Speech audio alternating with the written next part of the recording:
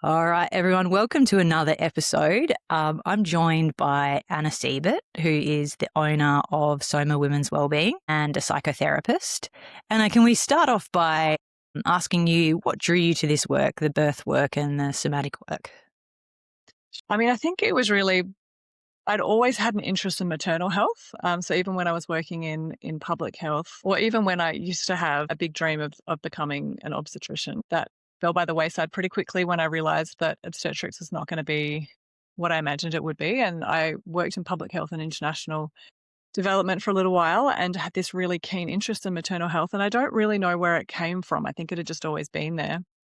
And then when I became pregnant for the first time, suddenly being confronted with the system was an experience I hadn't been prepared for.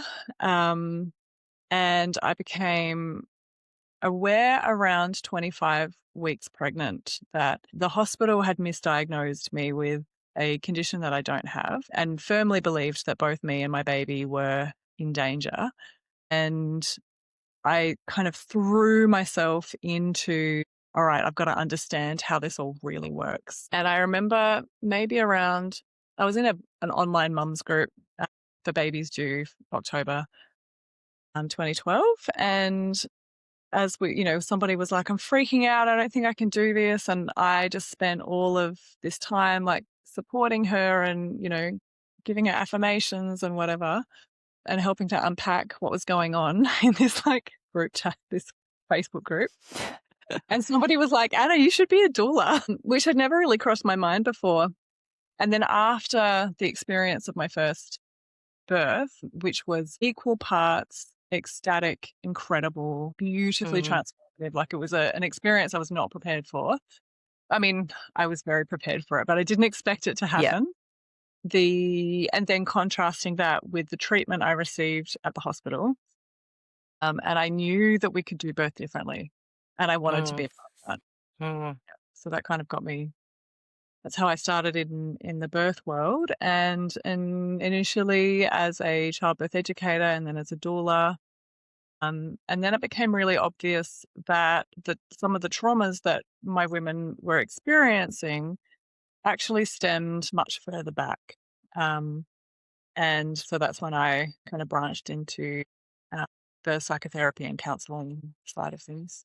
Yeah. Yeah, awesome. And how were your subsequent births after your first? Yeah. The second one was a home birth. And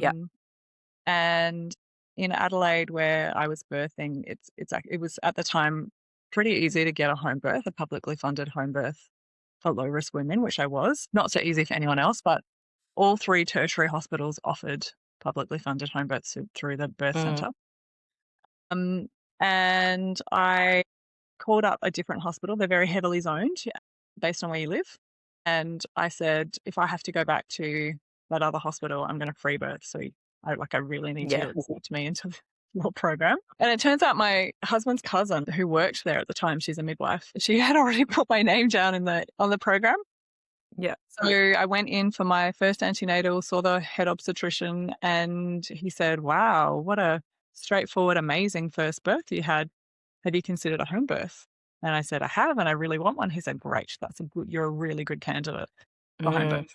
And it was a pretty amazing experience. It's actually orgasmic. Definitely didn't expect that one coming. Very fast birth. It was only 3 hours. Whoa.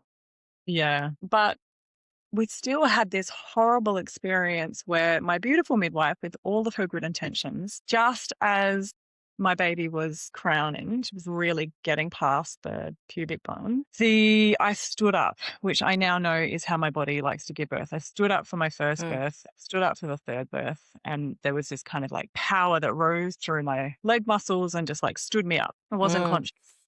And the midwife must have been scared that I would drop her in the pool or drop her on the ground.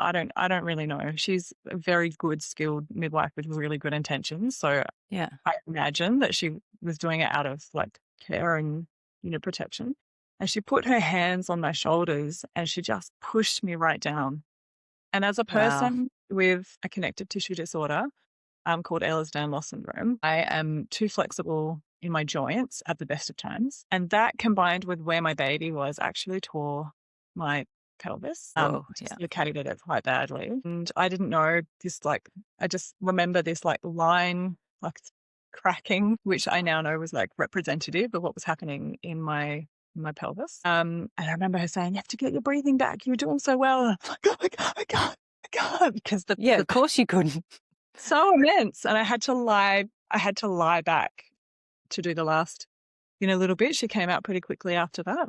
And then, I'm sitting there waiting for her to breathe, which can take a while with water births. It's the breath on the face that kind of gets the baby to take their first breath. The air in their face. And I was just about to blow on her when the midwife freaked out and grabbed the oxygen thing. And anyway, she screamed, and it was not a really nice experience. And the intensity of that pelvic tearing and it being done to me, it wasn't something that just really happened as part of the birth. Yeah. Again, I was just sitting there going, what is, how did this happen? Everything was so amazing. And with lots of reflection, I realized that the system that we're in does not allow space for trust. And that's not to say that all births go without complication. That's just not true. Even in the most supportive, best practice birth communities, we have C-section rates of about 3%, 3 to 4%. It never seems to get below that in all risk models, that is, where they really believe in birth and have set the conditions up to support physiological birth and appropriate birth preparation. Those communities, it never really seems to get below 3 to 4% of C-section. So there are hands down mums and babies that would not be making it if it weren't for C-sections. And then in those communities, we have up to sort of another 5 to 7% of interventions required to support a safe birth. And so it's not to say by any stretch of the imagination that having an awareness of risk isn't important, but the risk perception that we have and the inability to allow women to do what they need to do, I think I realized how pervasive that was in a beautiful NGP with incredible midwives who, really did have the best of intentions and were very skilled to even see that was playing out in that situation. Yeah, it really hit me. Yeah. As this kind of reflection on the milieu that we're birthing in. And then my third birth, much, much later, surprise pregnancy in 2020, which was quite a time to be pregnant. Yeah. I just knew it was going to be a fast birth. I have very good intuition when it comes to my body and birthing. In my first birth, with no prior birth experience, I knew that I was about to give birth. And the midwife that we had at the hospital, didn't believe me, was actually real rude and gave me a very aggressive DE and was like, "Oh yeah, you're about to have this baby. Let's get you a room." In my second birth, as a play, because, my midwife and I had a great relationship. She was like, "How dilated do you think you are?" And I was like, "I think I'm 3 centimeters." She's like, "Woman, how did you know?"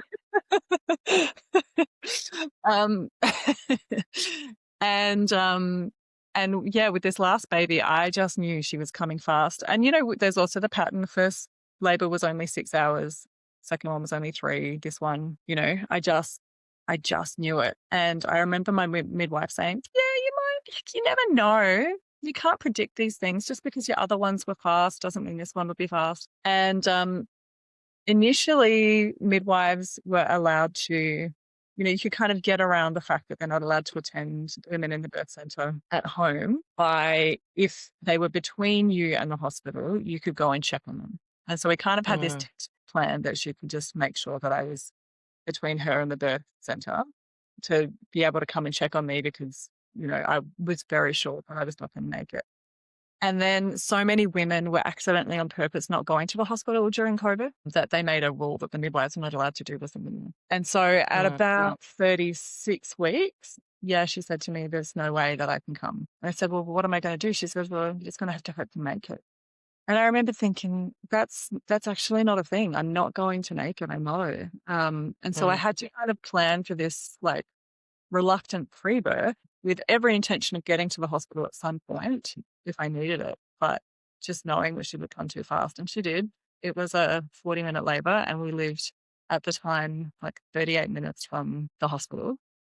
And so by the time I'd collected everything and got into the car, I wouldn't. So did your husband deliver her? I did. You did? I did. I caught her myself. That's And awesome. actually, in hindsight, it was actually a really good thing that we were at home, because I did have another connective tissue kind of issue. And being so stretchy and being my third, and I had been advised by many professionals not to have a third baby because of all the complications that happen with people with my condition. And there are actually photos of it, of me in labor, because here's the other amazing thing. I had this woman who wanted to get into birth photography, and this really lovely, highly intuitive person. And she called me at 10:30 the night before and said, I know it's really late, but I've just made a cheesecake and I wanted to know if you guys are awake and want some. 10:30 at night. Yeah. I'm like, sure, I'm wide awake. I'm not sleeping tonight, I think. And so she came down, and I didn't know that she'd woken up that morning knowing that the baby would be born. And so she was so confused that by 10:30 she hadn't heard anything, that she just So she came over and she's sitting there. So we've got these photos of me in labor. And you can actually see that her bottom is well below my pubic bone. Yeah. Which is, a problem in terms of the baby coming out. And so what started to happen was my pelvis started to dislocate, and the pain of that was so excruciating, I actually left my body. And before I left my body, I remember having this panic of you need an epidural, need a C-section, this is bad, something's really wrong. And then I was on the ceiling, completely dissociated. And then there was this other part of me that was like, what are you doing? Get down from there, get in your body. No one's coming to save you. You're going to have to figure it out. Yeah.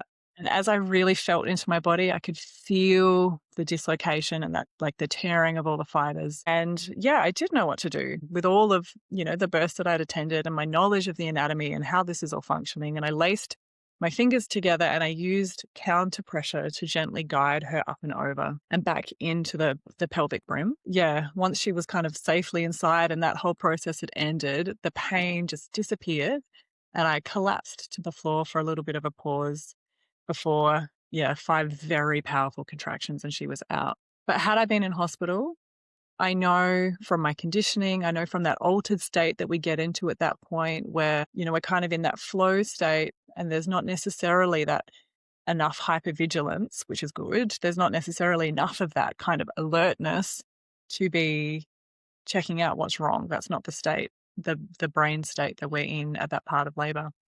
So I would have absolutely called out to the midwife and said, this hurts. And she would have responded with, yes, you're having a baby. Yeah. And it would have been very difficult for me to explain to her what was happening. And I could have ended up with a very, very bad injury because it was all happening so fast. So if I hadn't been able to get on it really quickly. Yeah. So really powerful. All 3 births, very powerful in different ways. None of them went super smoothly. All of them had incredible positive aspects to them.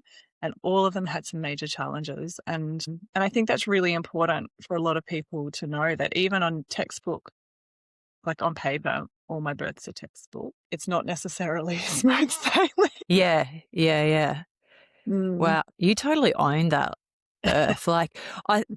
What's remarkable to me is throughout the whole process, you were really connected with your inner wisdom and what your body was doing. And it was only because of external pressures that you were moved into a space that wasn't comfortable.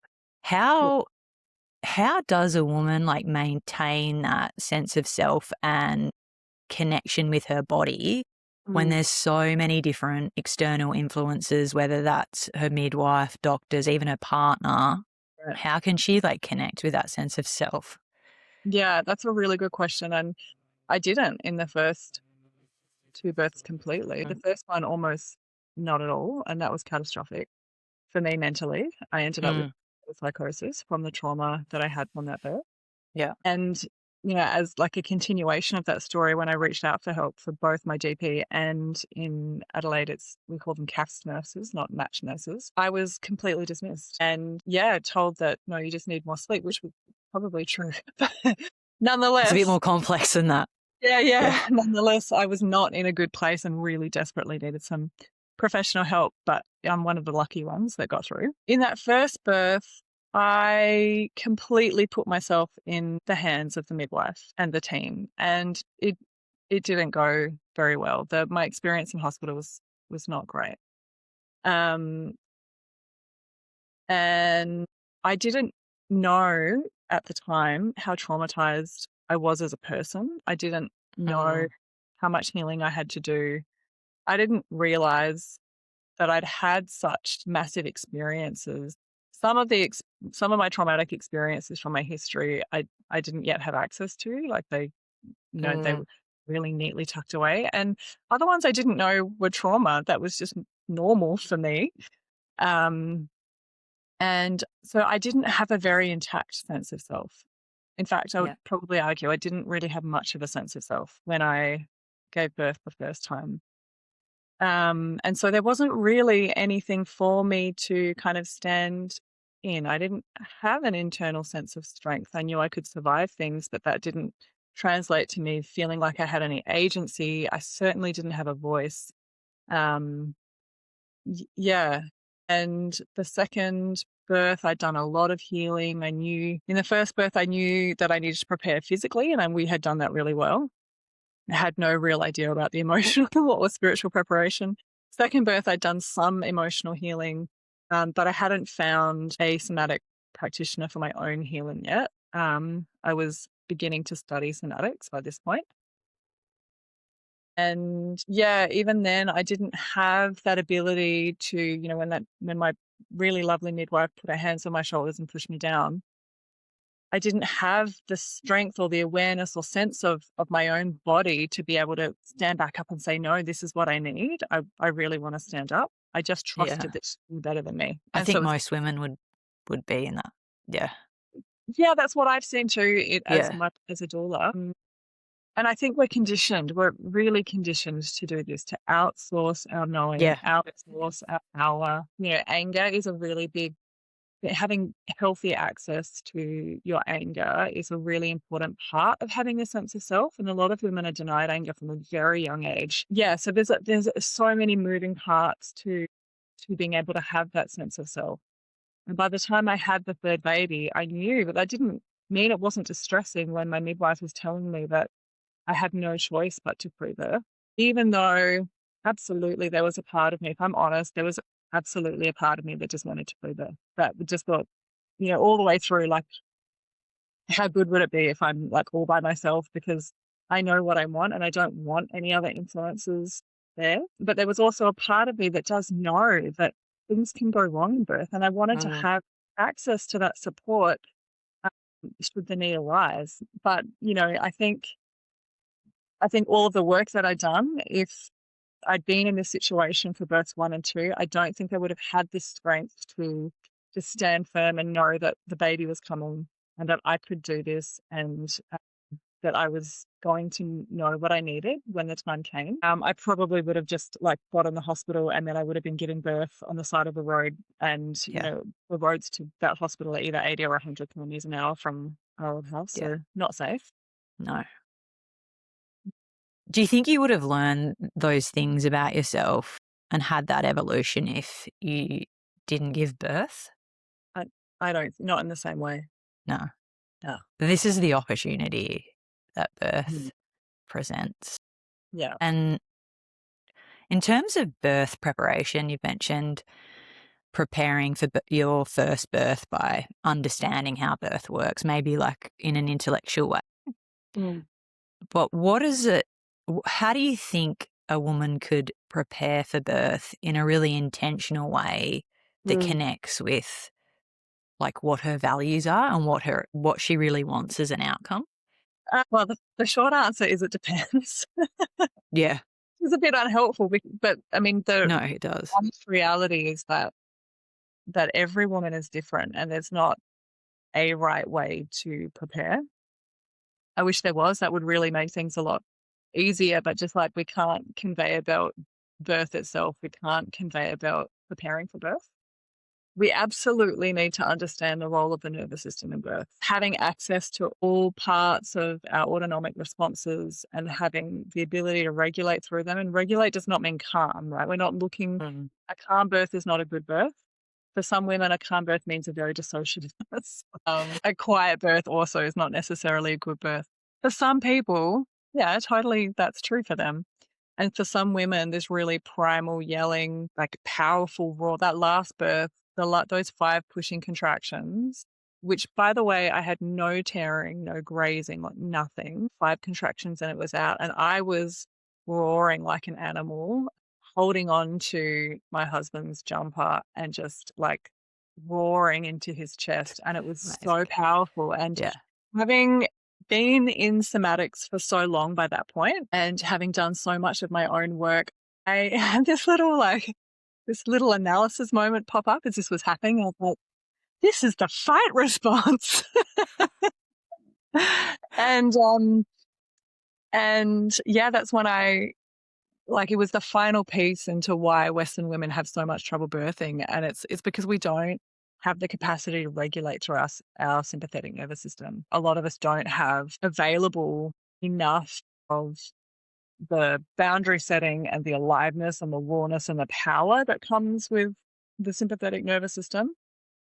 And partly that's trauma, partly that's conditioning, partly it's the kind of education we get around the sympathetic nervous system. We're told that it's our fight or flight system, which is just not true. Fight or Mm. flight can be one part of it in under certain circumstances, but it's not the whole of our sympathetic response. Mm. And so, yeah, we want to have access, to a healthy, functioning parasympathetic nervous system and a healthy, functioning sympathetic. And we want to have real strong connection to our social engagement system.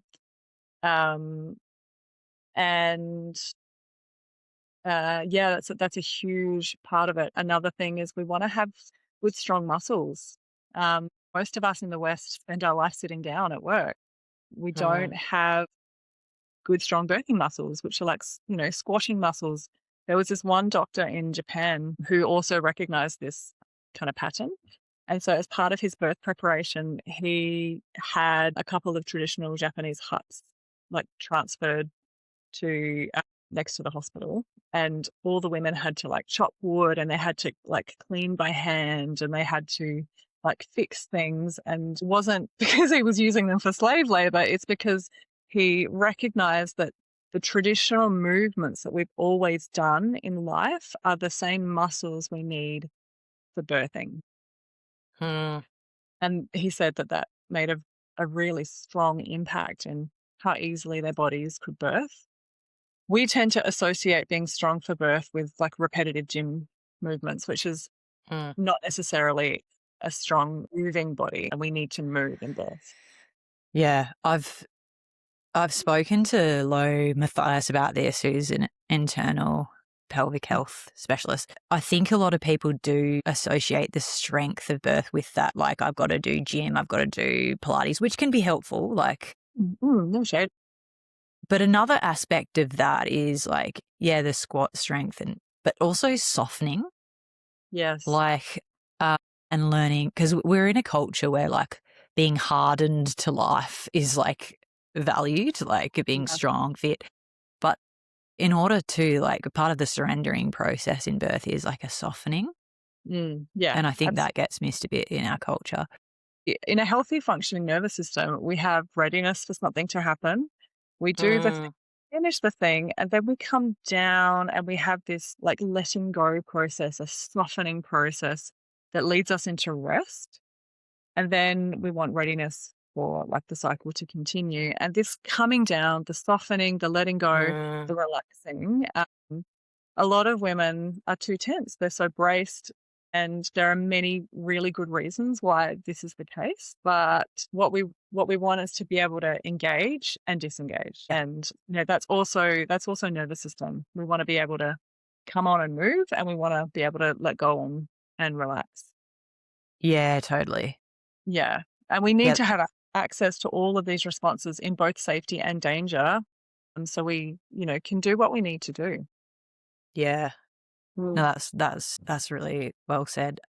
if someone's listening to this and they're like just found out that they're pregnant and they're like, oh my God, I have to like learn about my nervous system, and like what could they practically do in like 9 months? I mean, there is a lot you can do. Um, See a somatic therapist, potentially. definitely see a somatic therapist is really helpful. But even somatic therapy, like it's becoming such a hot topic and it's becoming so well known, but it doesn't really have any regulation in terms of like what is somatic therapy. And some people call themselves somatic therapists because they ask people where they feel things in their body. So having some somatic therapy sessions definitely very helpful. Birth preparation that's very embodied. That's going to naturally start to teach you about your like on-off system. The learning to explore what aliveness feels like, learning how to respond to movement, learning what want to move feels like, and being able to do something and then, really following that pattern. Anything that allows you to have readiness, move and do something, find completion and safety, rest, relax, find readiness again is going to be teaching you intuitively about your nervous system. And if you can't access readiness, right, you just like have to force yourself to do things all the time. You never feel ready for something. Well, then that's where the missing piece is. If you can't go, well, then for you, that's the missing piece. If you can't find completion again, you know what I mean? So every phase has this really important role in keeping us well and balanced. And wherever the bits that are missing, that's what we need to kind of put in. And the bits that are working, we want to enhance them as much as we can. So it's like a body awareness in the everyday, but also potentially finding a movement practice that's right for you, whether that's yoga, dance. Yeah. As a way to connect with those sensations as well. Yeah. And what's really great about a yoga or a dance practice, if you find it in a community, is that you're also building that social engagement system. And that's critical for having really good like regulation through the different systems. Maybe should I explain a little bit about how the systems work and then that? Yeah. I mean, oh my God, we could go for another hour, but just do it. I'll try and keep it to like 5 minutes. We know about fight or flight, and we know about rest and digest. And people say, "Oh yeah, sympathetic's fight or flight, and your parasympathetic's rest and digest." But actually, our sympathetic nervous system is our moving nervous system. It gets us going. It gets things done, and that can be in safety or danger. And in danger, we have various different responses, some of which are fight or flight. Does that make sense? Yeah. So sympathetic is our moving system, and it's much more complex than just fight or flight.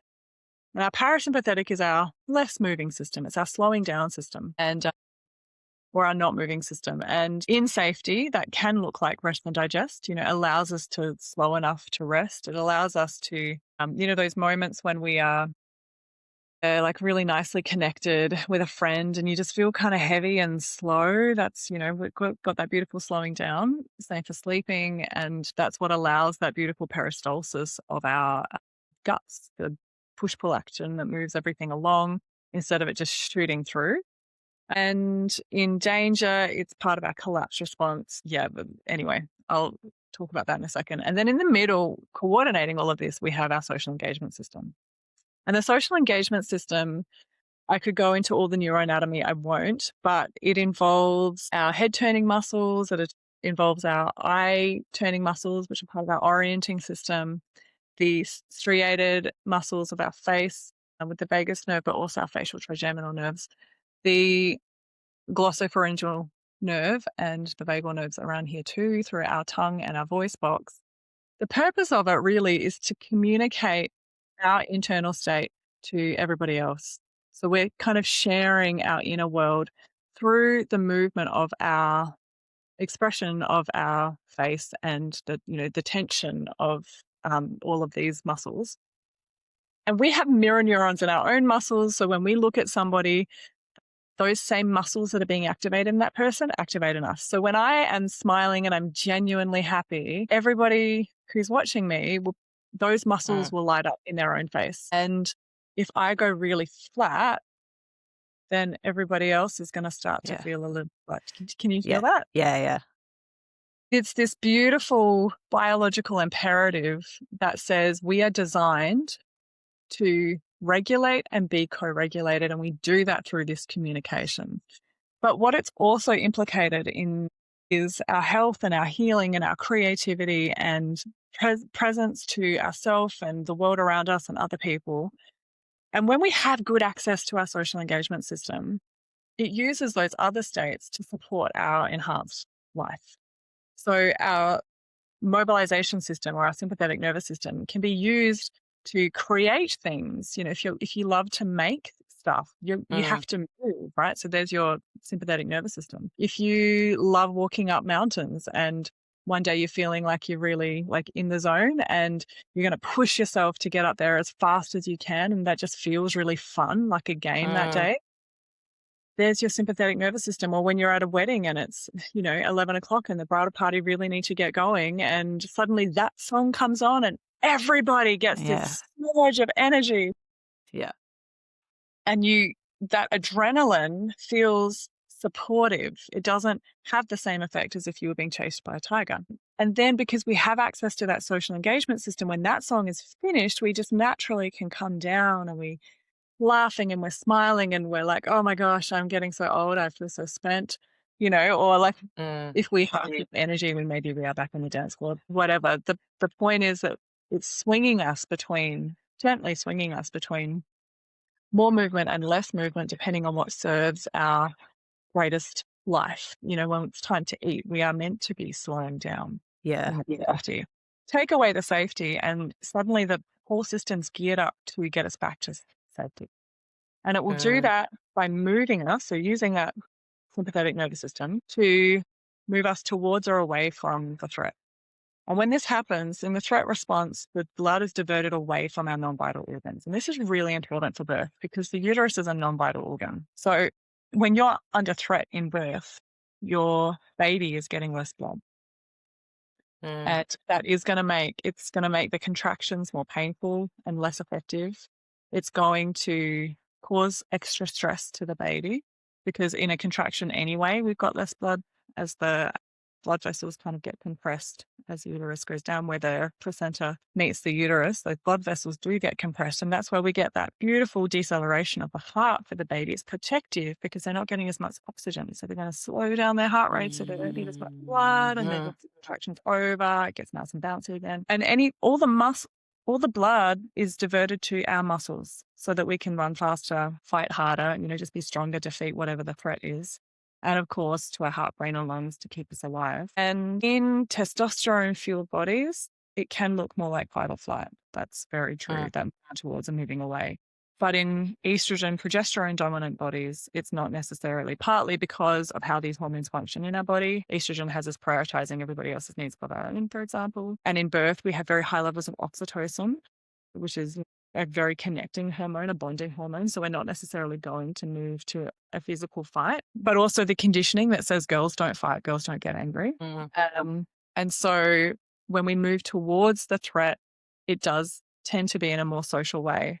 And so we are looking to get the threat on side so we're not in trouble, or looking to get the threat on side so that they make better decisions, or we are looking to try and make the threat feel better by taking away their stress for the sake of everybody else. Or we withdraw socially or emotionally, we shut down, we back away. And so or we'll move towards people that we perceive can mobilize on our behalf.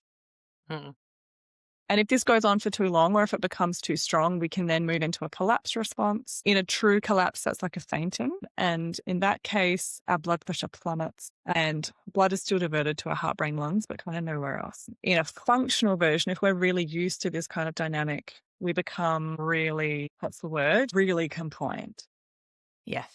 And really low. Like we don't have any energy. Like there's nothing. I just think we're sure. And so this has massive implications in birth. How we respond to stress, and in particular social stress, really matters because it literally commands us. And all of this happens outside of that cortical awareness. So our cortex, or our thinking brain, which isn't all that available in birth anyway, isn't actually part of this whole process. So you can't think your way out of this kind of situation, which is why standard therapy approaches don't seem to make that much of a difference, because we're not dealing with that part of the processing brain.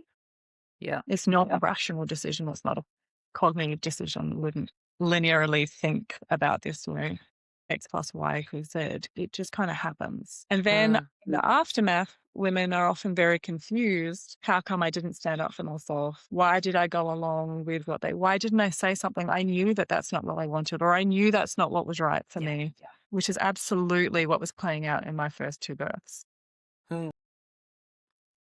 And for a long time, I had a lot of guilt and shame around that. And I felt like I'd let my babies down and I'd let me down, and probably harder in the second birth, because by then I had knowledge about what could be possible and how the responses work. But I didn't yet have enough of the healing and the nervous system integration to be able to do any differently. I think that guilt and shame around not speaking up for yourself, or not, being determined enough to get the birth that you wanted, and feeling guilty for potentially a perverse outcome with your baby is so, I hear it from so many women. I'm sure it's resonating with a lot of people, but the whole system does not support a woman's nervous system. They actually had very little chance there. You think of hospital lights. I remember when I was walking into the hospital, I was in transition, and everyone was asking me questions, Right. and that was taking me out. Right. So you're really up against it sometimes with the system. Absolutely. But it's really cool to hear about how it works, and if someone understands a little bit more about how this nervous system works, and it's not necessarily the binary thing of parasympathetic, sympathetic, which we've all kind of grown up with learning about. That nuance is really important to understand, I think. And in terms of, you go. And I think you raise a really good point, that the system is not set up to support this. And that is a really important point that when I was running my childbirth education classes, I would talk about this a lot. It is not about exiting the system when that's not an appropriate choice for you. There are many women in hospital that do need access to medical care. The point is that the system that we currently have is fundamentally designed against our physiological needs. The things that our body needs in birth for birth to flow smoothly are literally not there. And many of the things that would stimulate a threat response are there. And when you understand this, it allows you to then make different decisions. For example, if you know that bright lights and direct questions and presence of strangers are all going to elicit a threat response, then you can, ahead of time, you can be like, okay, well then what are some of the things that would counteract that for me? If I want the lights off and they're not going to turn them off, do I feel comfortable putting on a mask or sunglasses? Or, what are the things that you want? Maybe they're not comfortable for you, that's fine, but you want to ask yourself these questions. If I don't want to answer questions, what are some ways that I can have those answers ready for them? Or can I delegate my husband or my doula to answer these questions on my behalf? Do I have enough familiar things to counteract the foreign smell and sight of the hospital?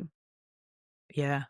And I think that's part of intentional birth preparation, and making sure your partner or support person is across those things as well, so they can advocate. Yeah.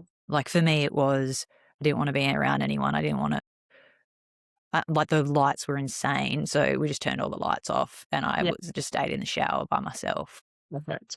And, sometimes you can have all the preparation. You're like, oh, I think I'll respond like this. I think I'll respond like that.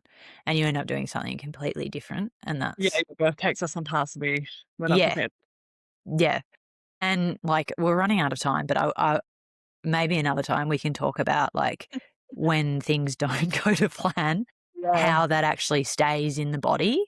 Yeah. And why talk therapy can be helpful to an extent. Yeah. But to actually shift those feelings in the body, because you could have hey, I've had a textbook physiological birth, and society really thinks this is incredible, but it doesn't feel good in my system, but Yeah. everyone's saying how amazing it was. Yeah. Or Live for the that. opposite, like everyone's saying how traumatized I should be, but I feel Yeah. amazing. Yeah. Yeah.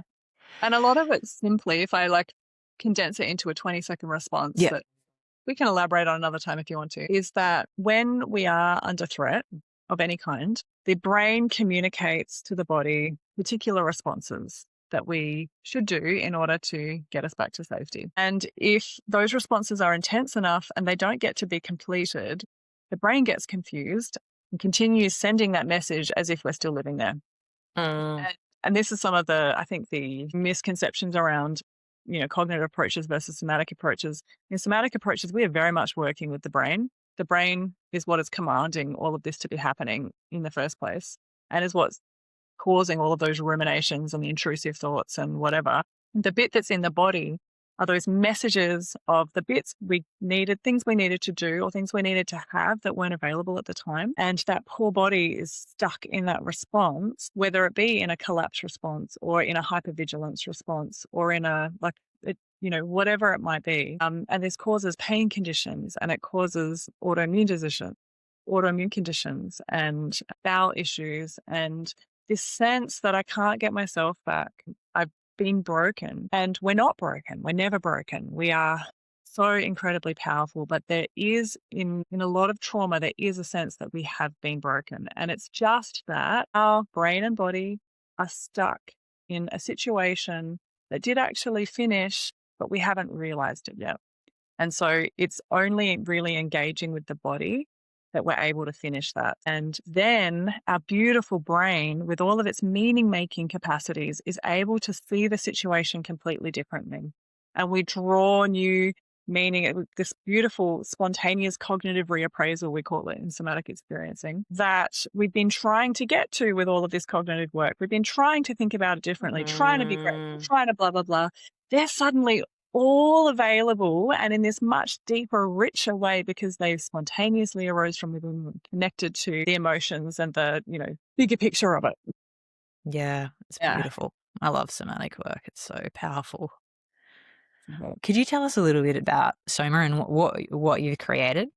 Yeah, I'd love to. It's my baby. I had wanted to create a women's health center for such a long time. Yeah, probably like 15 years. And I had gone through various evolutions of what it would look like. Definitely did not expect that this is what I would end up with. But the final straw that kind of pushed me to make it was I just finished an incredible session with a client. We'd done some very deep trauma healing. But as she was walking down to reception and I was working in a gorgeous clinic. I love all of those humans, but it was only one-on-one therapy available. So very Western way of doing wellbeing. And as she was walking down to reception, I was suddenly filled with this fury, this knowledge that until this woman had something more to her life than work and home and trying to get better from the many traumas she experienced, she was never going to feel well until she had a community, until she had safe ways to move her body, safe places to come. We were only ever going to be healing trauma.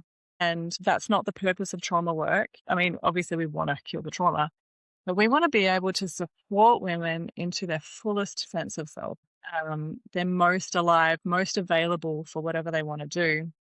And I realized that movement and community needed to be at the center of that. So we have yoga, Pilates, sound healing, meditation, Tai Chi classes, women's circles, these like gatherings of women and safe ways, responsive ways to move your body. The yoga movement really all about learning to listen to how your body wants to move that day and how to stop when you've had enough. And a yoga class naturally follows that beautiful nervous system regulation that I talked about. So we have the readiness to do the class, we move our bodies. And then because we've moved and that adrenaline has switched off, we can come down into rest, into savasana, and then we've got the readiness to kind of finish the class with them. And that's kind of like the main thing, to gather women with no hustle, no pressure, no mirrors, just really reconnecting with yourself and finding that aliveness from within. And if you want more than that, so there's always going to be extra challenges in life, and sometimes we do need a little bit of support. So the one-to-one therapies we have are an adjunct. We have massage, acupuncture, energy healing, nutrition, lots of psychotherapy and somatic work, obviously. I feel I feel like I've forgotten someone, and I'm really sorry if I have. In What about terms tarot? Oh, yeah, we did. We just had tarot, and Yeah. I actually people are loving this because tarot is not about somebody else, like, telling you what's going on in your life. When these cards come, you have this resonance with this, like, it's connection with your inner knowing, and your Mm. yeah, anyway, I've got a was book in with Susanna. She's awesome. she's pretty great. So, yeah, that's Soma, and we're a social enterprise, so we exist to give back to the Mm. community, and so we have in our yoga, like, we have our standard membership, then we have a pay it forward membership where you can pay a little bit extra each week, and that then offsets people who are in our community care who are genuinely unable to afford classes, like, they would be choosing between food and yoga, which is just not a choice that people should have to make. And I've been there too many times, and I wanna kind of erase this, like, this Yeah. floor, Yeah. or lift the floor, I suppose. Or, like, right now, we have this, like, program, Winter Roots, where the invitation is for women to keep coming back to themselves through winter because naturally we tend to fall away from those practices that help us. And so every class people come to, we're donating $1 to Beryl House, which supports women who are experiencing housing Amazing. insecurity and Yeah. escaping to live. But then on top of that, we have these community moments as part of the program. And then for every 100 community, we're calling them seed. Like, if you post one of these moments, then it's a seed, and every 100 seeds is an extra $1.